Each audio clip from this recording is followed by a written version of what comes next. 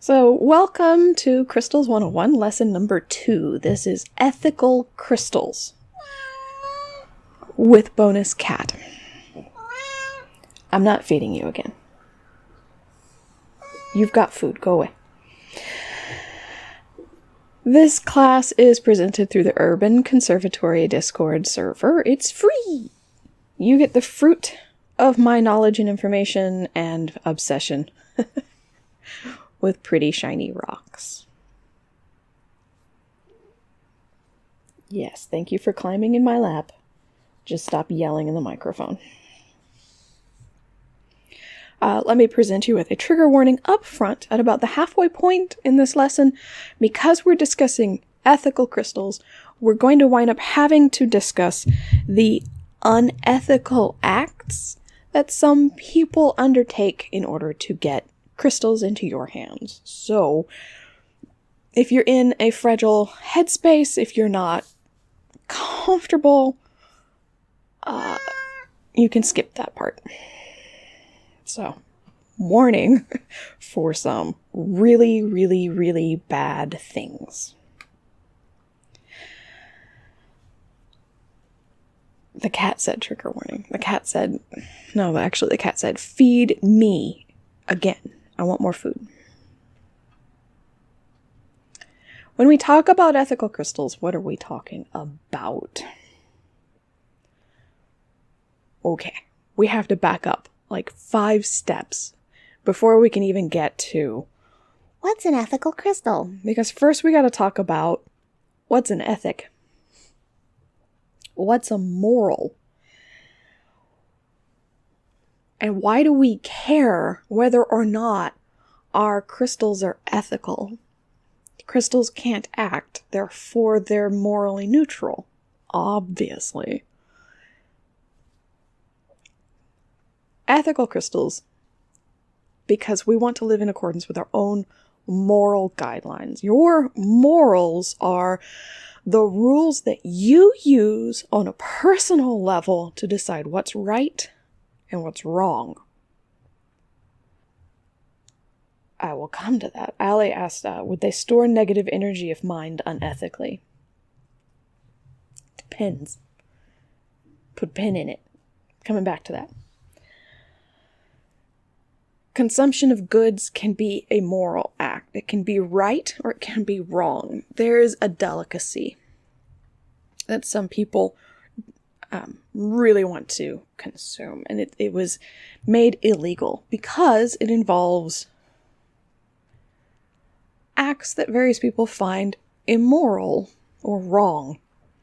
For the longest time, there was a specific type of bird pie in England that was illegal. You couldn't have it. Blackbird tongue pie, because it involved catching wild birds and cooking a pie made only of their tongues. You can see why. It was this thing for hoity-toity rich people to enjoy. You can see why that would be considered not a good thing. Morals and ethics and legality are not synonyms. Your morals is what's right and what's wrong. Your ethics are the rules you live your life by. And it's possible to have an ethical act that is morally wrong. But this isn't a course on ethics, morals, and philosophy. I just wanted to put that earworm into your head because it's a fun thing to think about. Oh, and legality often is neither moral nor ethical. As a point of interest,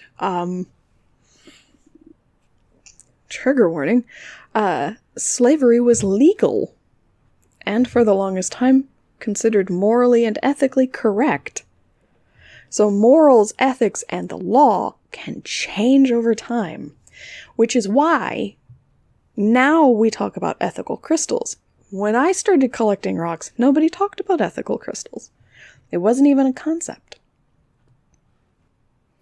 Kabustu says legality is formal and nearly arbitrary or even selfish sometimes. And E says, for me, working with nature and the elements, it's very important to me in my daily life and craft to be as ethical and sustainable as possible, but that doesn't mean it's other people's personal paradigm or ethics. The dog is licking her foot very loudly. Oh my god, stop it. I don't know if you guys can hear that, but I definitely can. Sans the pacifist says, I'm partially sure it was a rhetorical question, and it's been a while. Dog says hi. But is it because the source itself could be hurting lots of people, and lots of people do not want to participate in it, even if it doesn't affect them directly? Yes. And also, it's really a whole lot more complex than you think. There is no black and white answer. Are you stuck, baby? You're stuck, aren't you? Because I moved the desk over, didn't I? Scooch, go that way. There you go. Dogs. I love my dogs. She's getting a little senile, though. Alright, your moral code may not be the same as my moral code, and that's okay. As long as you have one.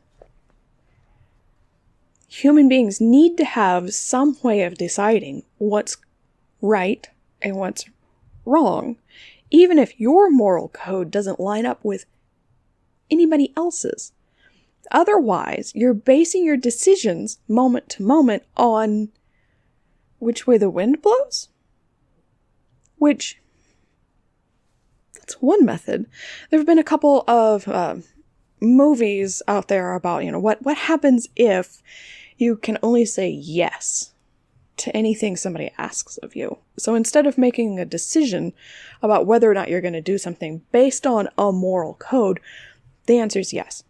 Do you want to rob a bank? Yes. What? That's... So there's been some interesting explorations around that idea. Go look them up. It's fascinating. It's interesting. Solaris wants to know if we're just reading off the lesson or just jumping across because I'm lost. I am not reading. What the written material that I've provided, I don't read that to you. I do have it up in a different tab. I have it, but I'm not reading it directly to you. You'll get stuff out of the written stuff, out of the visual presentation, and out of the recording.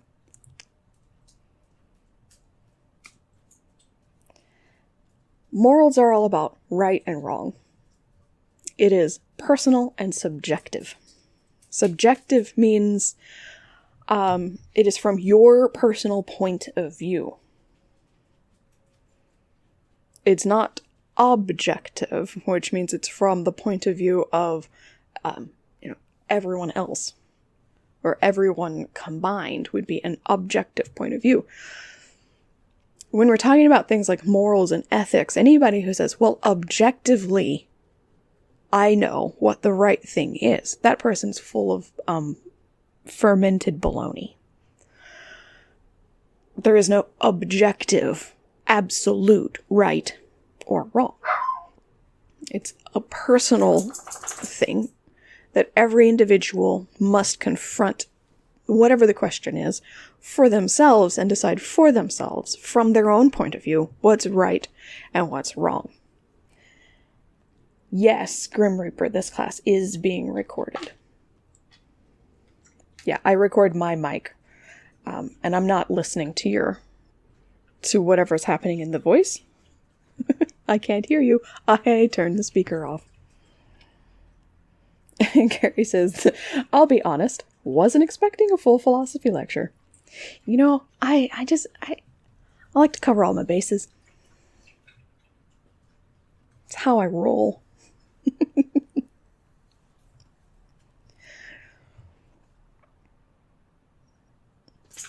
So, specifically for the question of ethical crystals and ethical crystal collecting, no one can tell you whether or not you've made the right choice other than you. You are your own yardstick. You set the standards by which you judge, have you made a morally correct choice? Only you. So if you ask me, is this ethical? I can give you my opinion, but I cannot tell you, graven in stone for a solid fact, whether or not that's an ethical decision for you to have made. It's a personal choice and it's subjective. I'm sorry, you gotta make that choice for yourself, whether or not to buy that stone.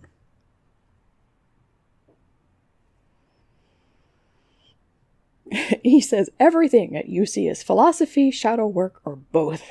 Yeah, morals and ethics are all of the above. Sorry. Welcome to being a witch.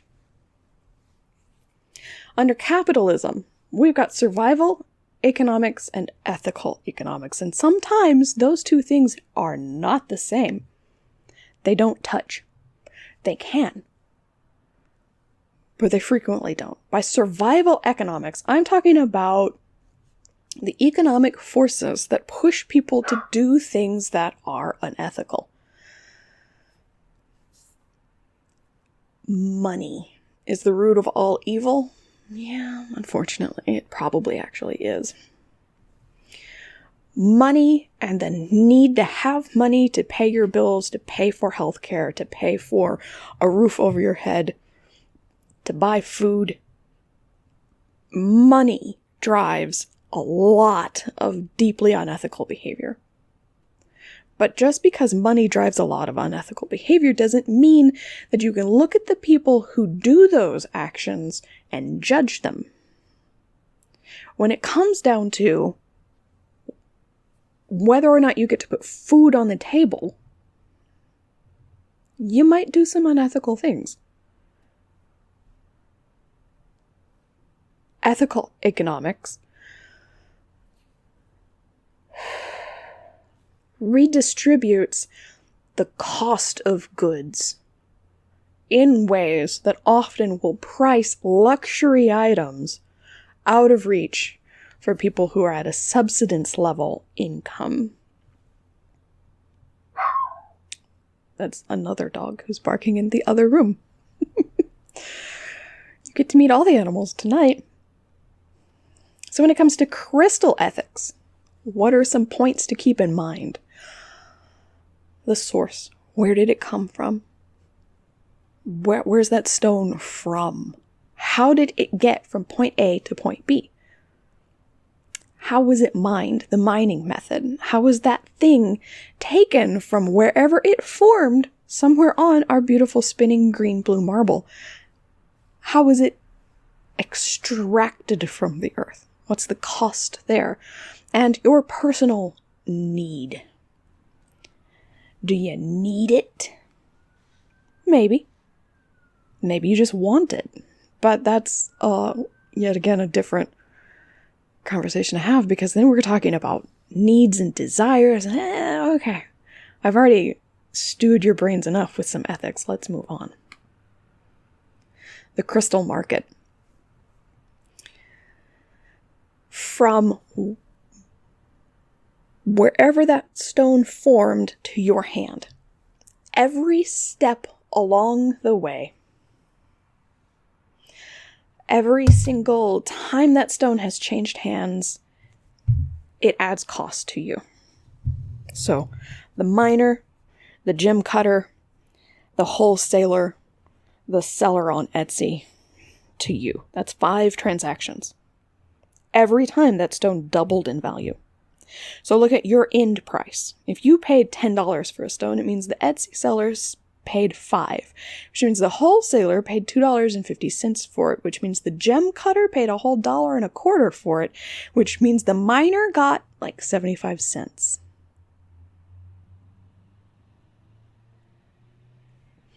Ensuring ethical practices adds cost, because 75 cents for some of these stones, that's expensive. That was a good payment.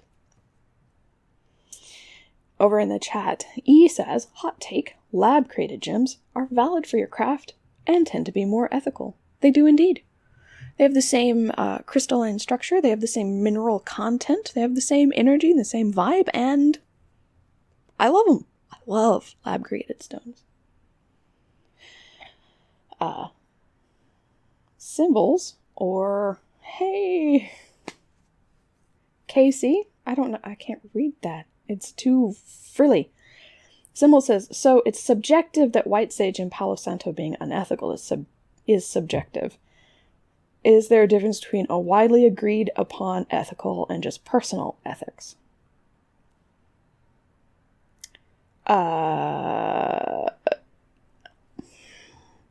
There are often shared moral codes and shared ethics. So people who were raised together in the same, say, religious structure. Religion, for a lot of people, doubles as your moral code. You know when you've gotten down into your moral code, when the answer to, why do you believe that, whatever that is good? Why do you believe that? And if you say, well, because Jesus said so. Okay, that's a religious moral code.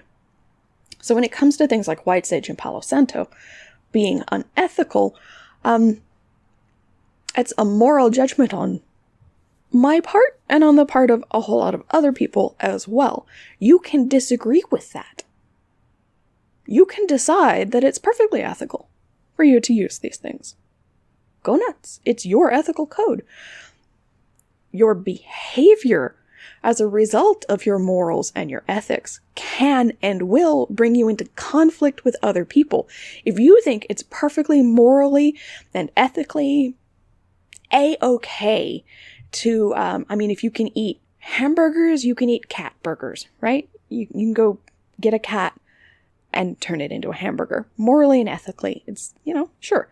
You're going to run into trouble when you come after my cats, though. Your behavior in the world is what people will judge you on, not what your morals and ethics behind the behavior were. E says, they are endangered though, so most agree that they should be avoided, plus the whole appropriative practices aspect. Yes, most people who want to be seen as or want to think of themselves as ethical people agree that maybe we shouldn't use things that are endangered, and that people from other societies have said, hey, over-harvesting is hurting us. Please stop doing that. Yes, this is all being recorded for posterity. Yes, he says it's a construct of our society and speciesism when it comes to what animals you're willing to eat.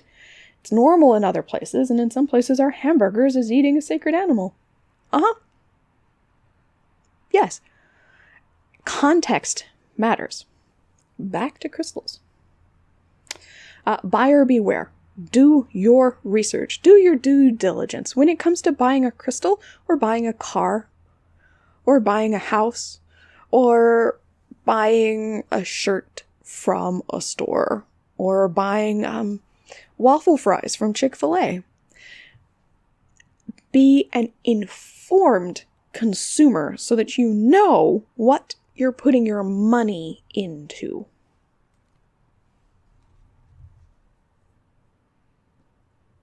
Okay, we're about to get into the part where I'm going to tell you. I know. He says, you had to call me out about Chick-fil-A. I know, I'm sorry. I love their food too. It's so good. There's one just down the road. When my window's open, I can smell it. I'm very gay. I'm so very gay. I haven't had Chick-fil-A in so long. I miss it. But, not enough to give them money.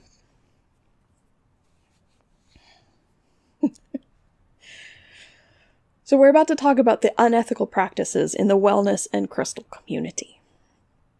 Okay. If you are in a fragile headspace, you will want to skip this next slide and the bit that I'm talking here. And if you're in the chat, when I'm done, I'll type into the chat and let you know that you can unmute. Okay? So you might want to turn away now.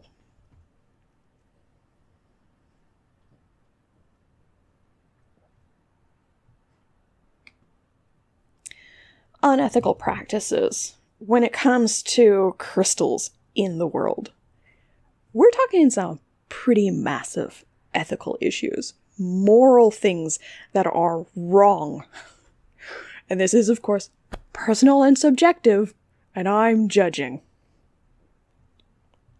I judge so hard. Genocide. Let's start at the top. Yes, genocide. Lapis lazuli, that beautiful, beautiful stone. The most famous mines for lapis lazuli are located in Afghanistan. They're currently under control of the Taliban. Whoops. And have been for decades. Millions of dollars from lapis mined in Afghanistan flow into the Taliban to fuel their war. And lots and lots of dead people from lapis.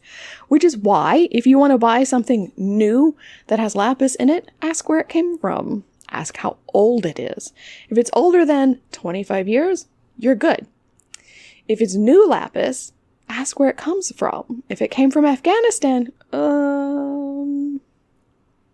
maybe no? Probably no. Instead, lapis that comes from Chile. Now that's a better option. Tanzanite. So tanzanite is oh my gosh, it's such a pretty rock. Okay. Tanzanite is this pale, bluey indigo purple stone that they discovered tanzanite because the indigenous folks in Tanzania, yes, in Africa, the stones that they would line their fire pit with, one of them cracked open and it revealed these beautiful stones in it. And it turns out tanzanite is beautiful, it's gorgeous, it occurs in Tanzania.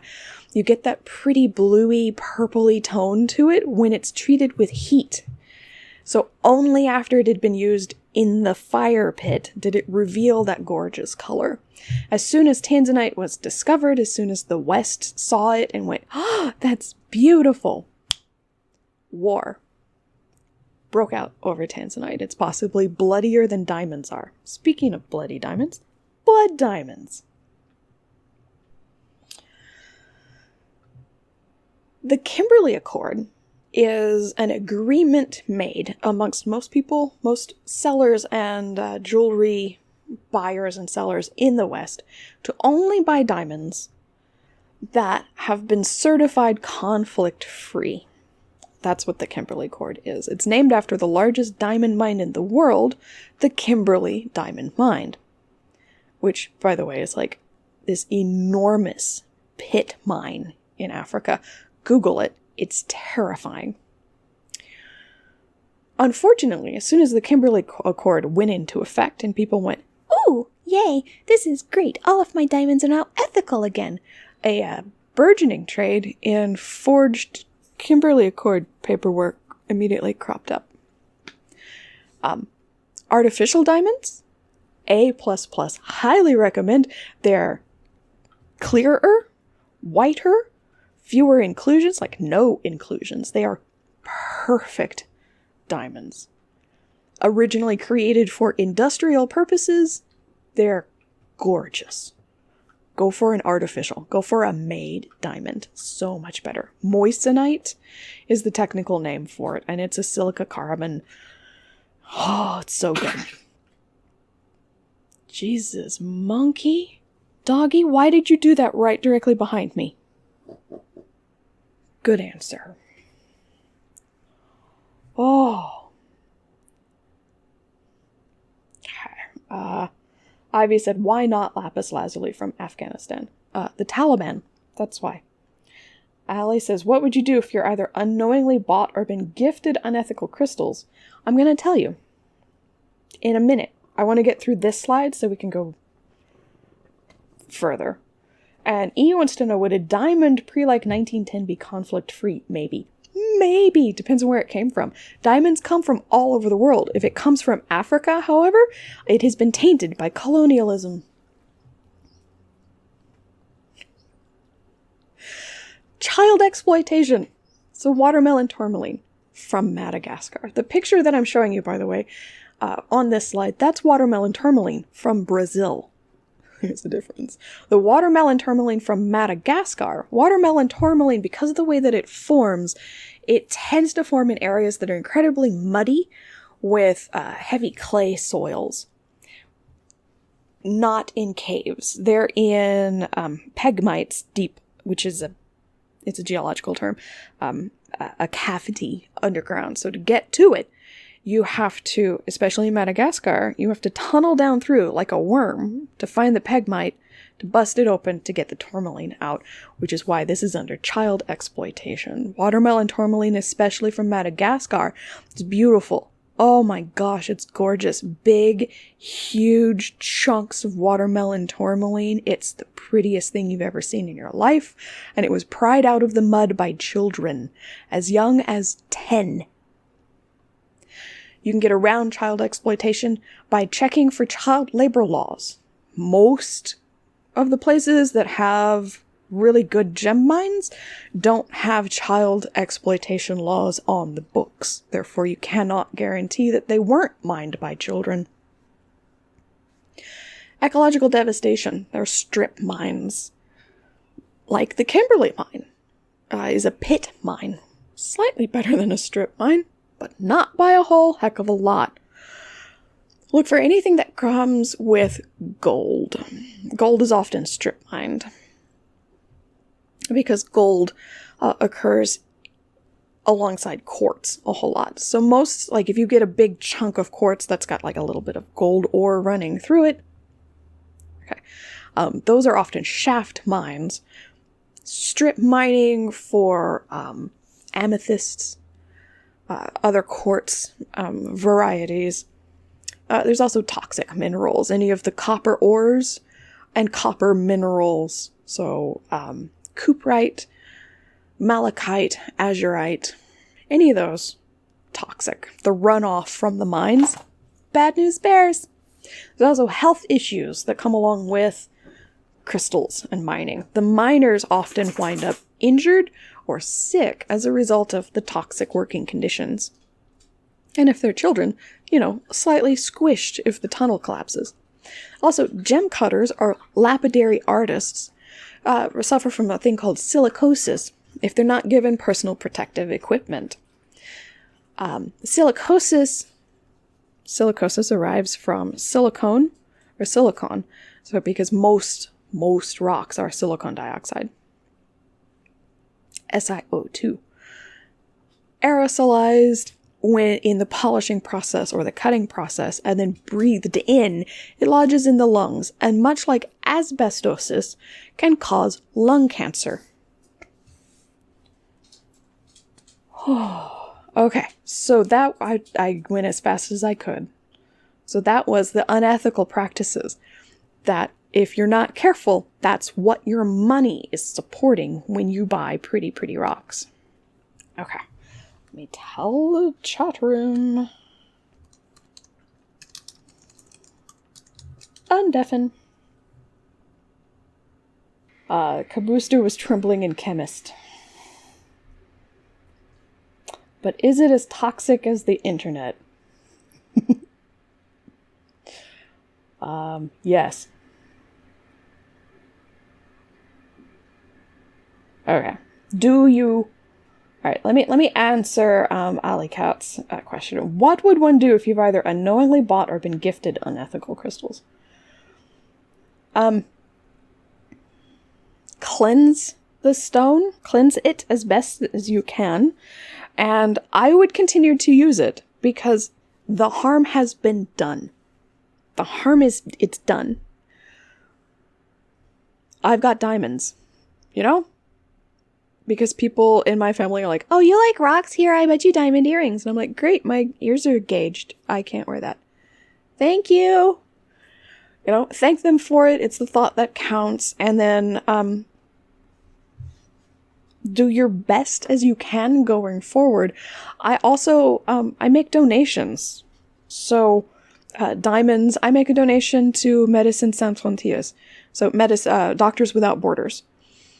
I make a donation to the Red Cross, or to the local food bank or whatever it is to offset the cost. But that's just what I do. You may do something different.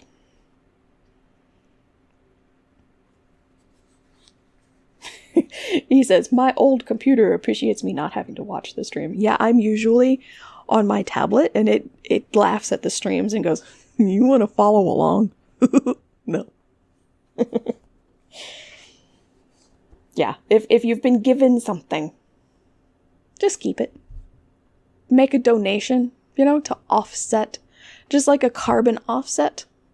If you drive your car a whole lot, make a donation to the Arbor Foundation, as a carbon offset, to offset your own footprint. Symbols wants to know, are larger crystals more effective? Not really. Size doesn't matter. Most of the time. Don't say that to me.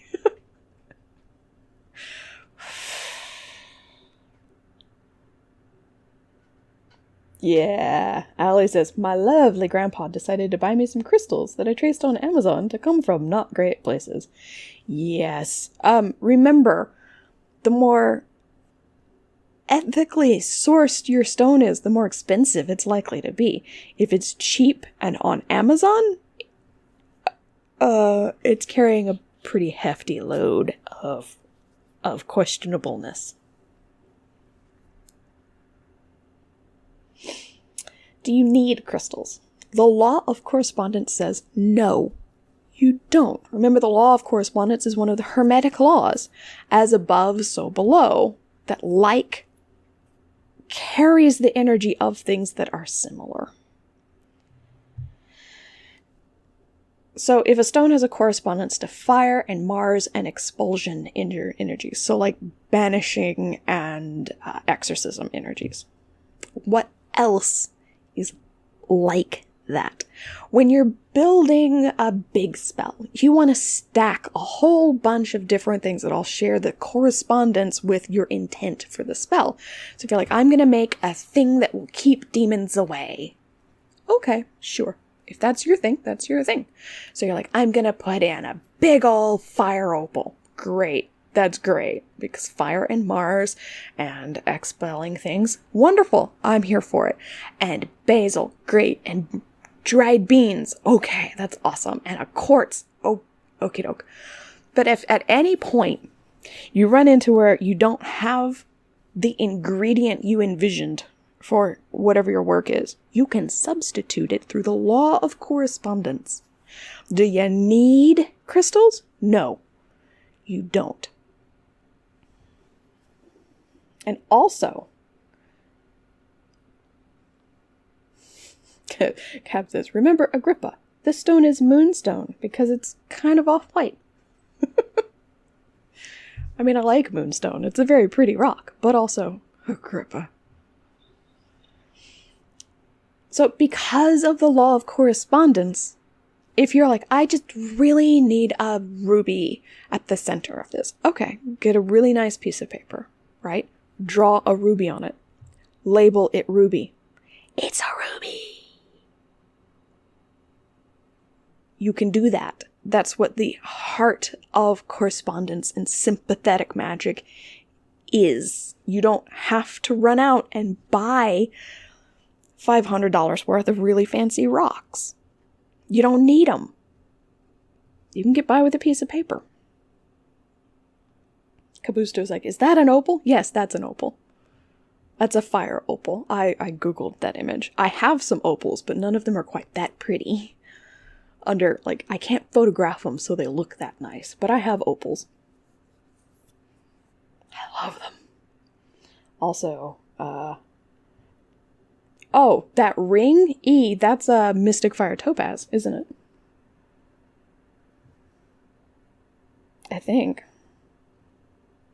Oh, nope, that's an opal. Oh, girl, I'm jealous. That's pretty. That's a pretty opal. That's a nice opal. That's a big ol' opal. Okay. How do you get stones ethically? Yeah. Cap says, holy cripes, I saw a tiny opal on sale for like $100. They're rare, and really good fire and flash like that is expensive. Symbol says, but I thought the crystal structure was impenitent? I'm gonna guess important. Important. No, it's just interesting. Magically speaking, the crystal structure doesn't matter. It's the energy the stone holds, which can be influenced by the crystal structure. So it's interesting to know, because then you know some of how the energy is likely to move in the stone. But that's only if you're a massive nerd like me.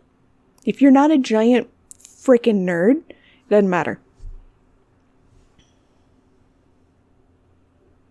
Cabusto says, crystal structure can be used and is important if you're working with the crystal structure. But if you're Agrippa... yeah. So the stone in this particular slide, that's a red jasper. Its crystalline structure is amorphous, which is useful. Knowing the crystalline structure is useful for identifying the stone. What's this? What's this? I can't believe my eyes. So knowing that if I look at this, I don't see a well-defined crystal structure. It's all higgledy-piggledy. It's everywhere, right? That tells me it's an agate. Jasper is a type of agate. That's what the stone is. That's it. Oh, E's showing off her rocks. I have to look at this. Oh yes, Mystic Fire Topaz. If you take that thing to be cleaned, tell them it's a Mystic Fire Topaz and that they should never ever run it through an ultrasonic. An ultrasonic is a cleaner for stones, because Mystic Fire Topaz is a white topaz that has a single molecule thick layer of, I believe, platinum for Mystic Fire. I think it's platinum. It might be gold. But it's got a metal, single atom thick layer micro-coated on it. And if you run it through an ultrasonic, it'll take that off. Those are opals. It's so pretty. He says, I don't trust them. I do it myself. Smart. Okay, so how to get stones. How do you get ethical stones? Trade for them. Barter for them. Thrift shops. God, I love thrift stores. Secondhand sales. Garage sales. Estate sales. You show me somebody who is really into rocks and is having an estate sale, you can get pounds of rocks for dirt cheap. It's the best. Gem and mineral clubs. Check in your area. There's probably a rockhound club. Start one. Locally mined stones. So this one, yes, that's an opal, and it's probably a synthetic opal. Sans the Pacifist shared a picture and says, my mama says it's an opal, but I'm not sure what type. When they're really, really, really big like that and set in silver, as opposed to being set in gold, that's a key that that's probably a synthetic opal. Because if it was a natural opal, they would have set that thing in gold rather than in silver. Synthetic opal, really easy to make. Beautiful stones. Absolutely gorgeous. It's easier to make the blue-white opal, like in your picture, versus a fire opal, which was what the previous slide showed, was a fire opal. The fire opals come from Australia, by the way.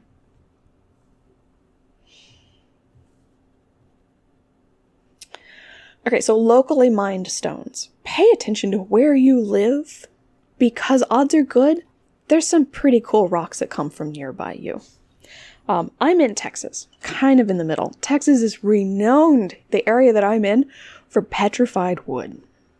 In fact, this is a chunk of petrified wood.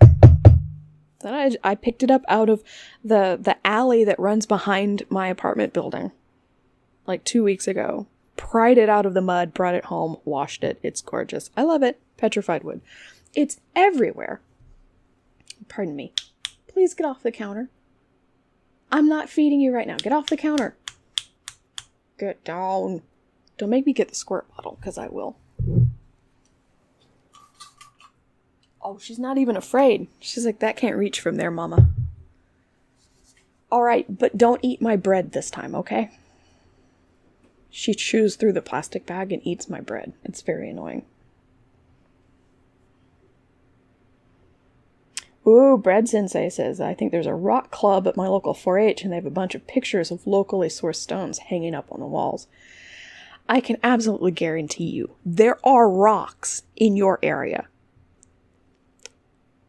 Quartz or silicon dioxide is the single most common mineral on the face of the planet. I guarantee you, go pry a rock out of your backyard. It's probably quartz. In some form. I know you're starving. I recognize it. Here, eat a rock. It's healthy. It's good for you. Oh, she's rubbing on it. Cab says, go to your local university's geology department. They have a club, and that club probably sells rocks they find. Any old building? Go look at it. It's full of awesome old rocks. I attended Texas A&M University, and I still live nearby. The geology building on campus has entire tree trunks of petrified wood out in the flower beds surrounding that building. Check out what's embedded in the mosaics in each of the entrances to that building, too. And you can go in, and inside there's these display cases lining the hallways full of rocks and crystals. It's amazing. It's my favorite place in the world. E says there's a lot of tourmaline where I live. Tourmaline can be found in America, Brazil, Madagascar, and Africa. Tourmaline's everywhere. Quartz is everywhere. There's a mine in Arizona where you can go and you pay them and you can mine giant quartz clusters. There's another one, not Arizona, Arkansas. I know geography. There's another mine in Arkansas where you can go and mine for Herkimer diamonds. Speaking of diamonds, you can just go straight up mine for diamonds. And gold. Dig it out of the ground yourself. Can't get much more ethical than that. Known ethical sources. So pay attention to what your child labor laws. If it comes from the United States, it was not dug up by a child, unless you're a child and you go do it.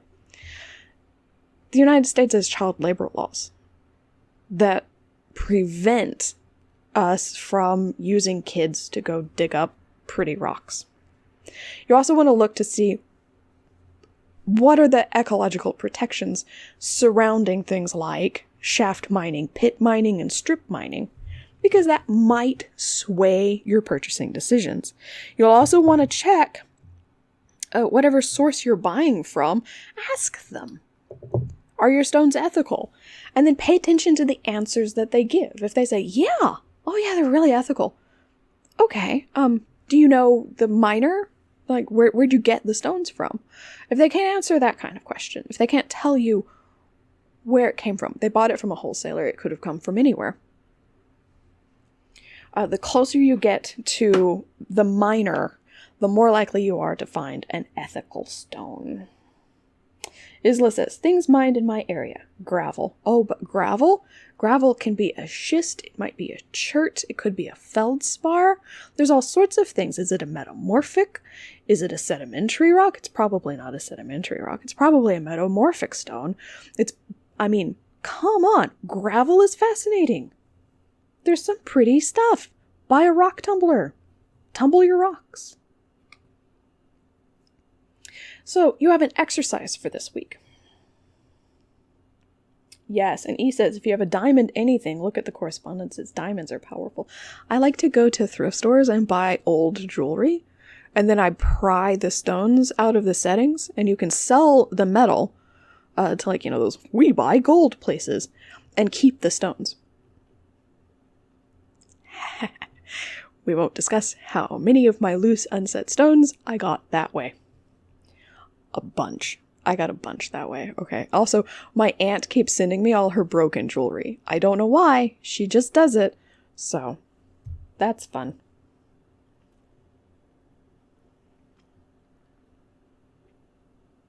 So, your exercise. So, if you're doing this for your focus, get this done sometime before lesson number 4, please. There's no real timeline on it, but at the halfway point, C and Simi are going to be checking in to see, are you doing okay with your focus? And I want to be able to tell them, like, yeah, they've done the exercises, rather than going, not yet.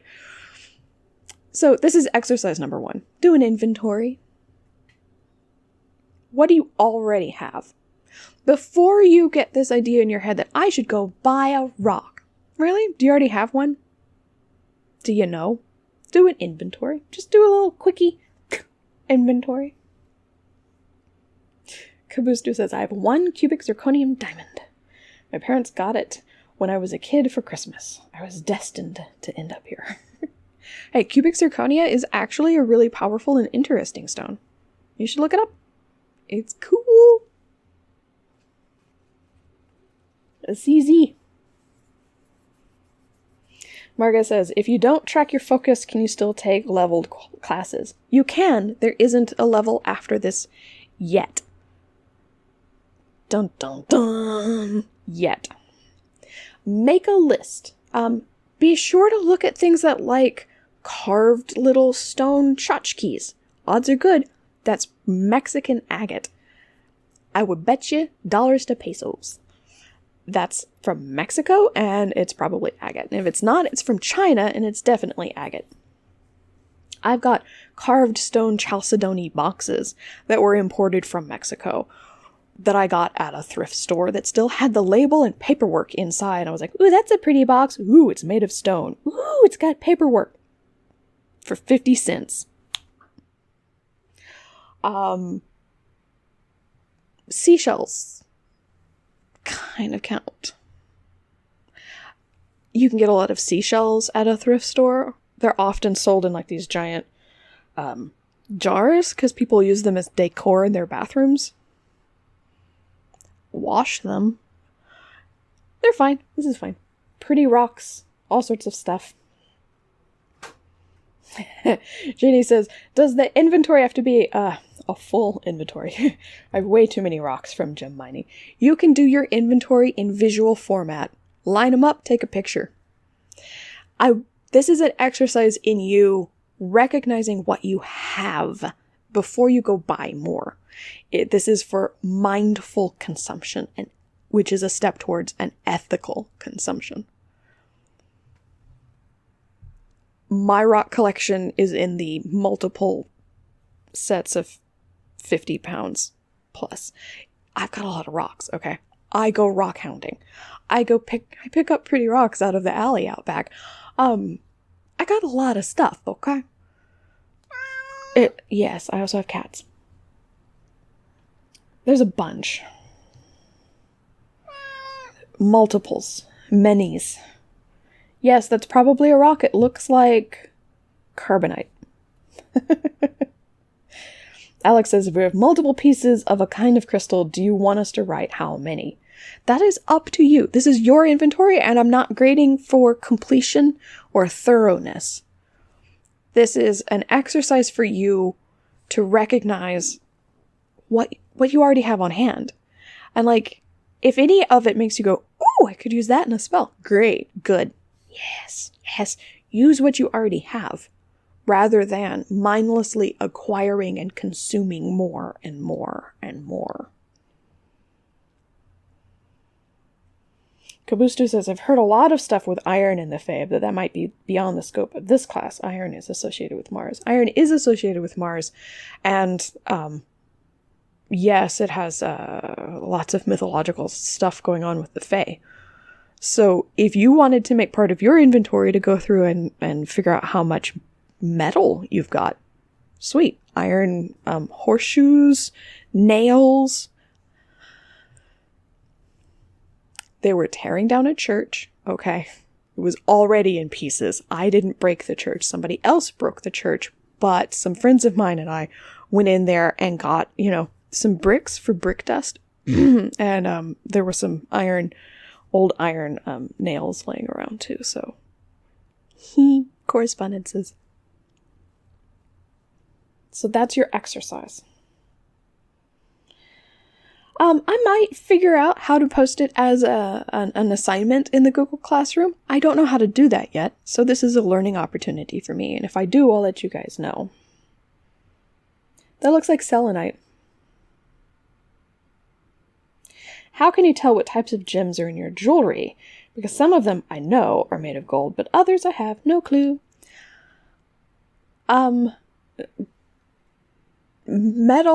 Precious metal sold, especially in most of the world, has a mark somewhere on it that tells you what the metal is. As for the stone, you can just make a note of what color it is.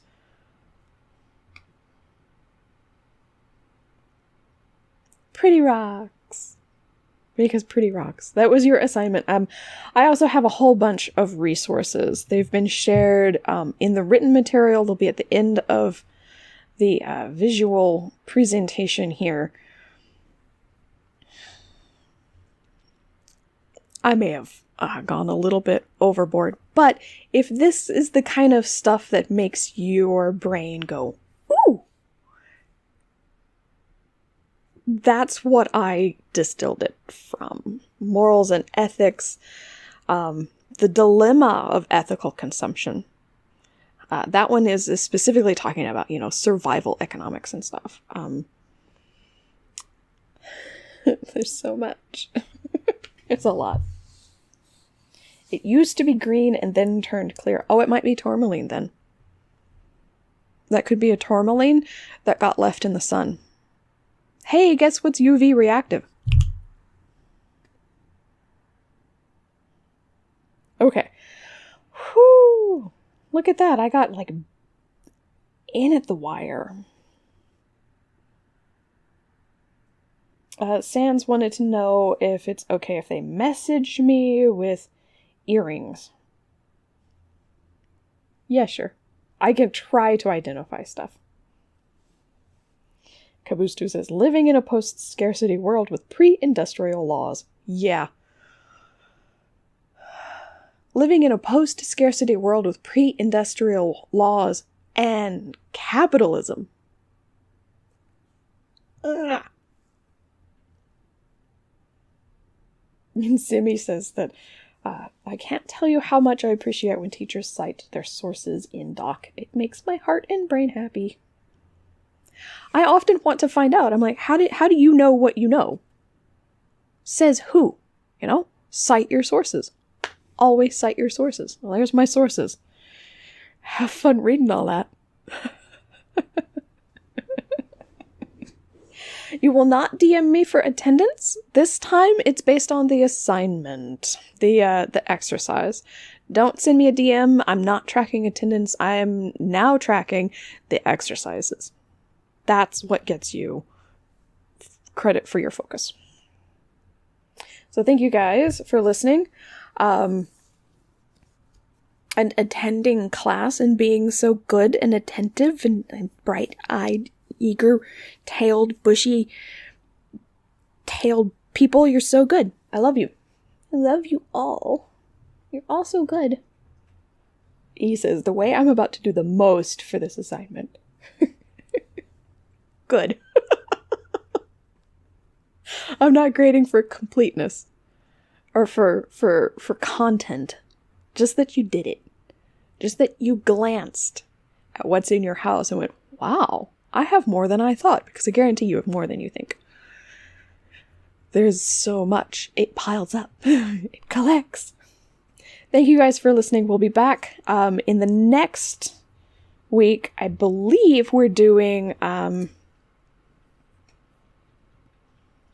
if I can recall, we're going to be doing care and feeding of crystals. I think. Don't quote me on that. I'll look it up. Margaret says, if I want to know what type of stones I have, I should look up their color. If it's in jewelry, odds are good that it's one of the precious or semi-precious stones used in jewelry. Which means, yes, it's mostly by color. Because at gem quality, the color is standardized. Do we send the assignment in here? I'm going to post about where the assignment should go. I'm going to see if I can figure out how to make an assignment in the Google Classroom for you guys. I'm fairly certain I can do that. How hard can it be, right? And Not Kodo said, "Did you say hair and feeding of crystals?" No,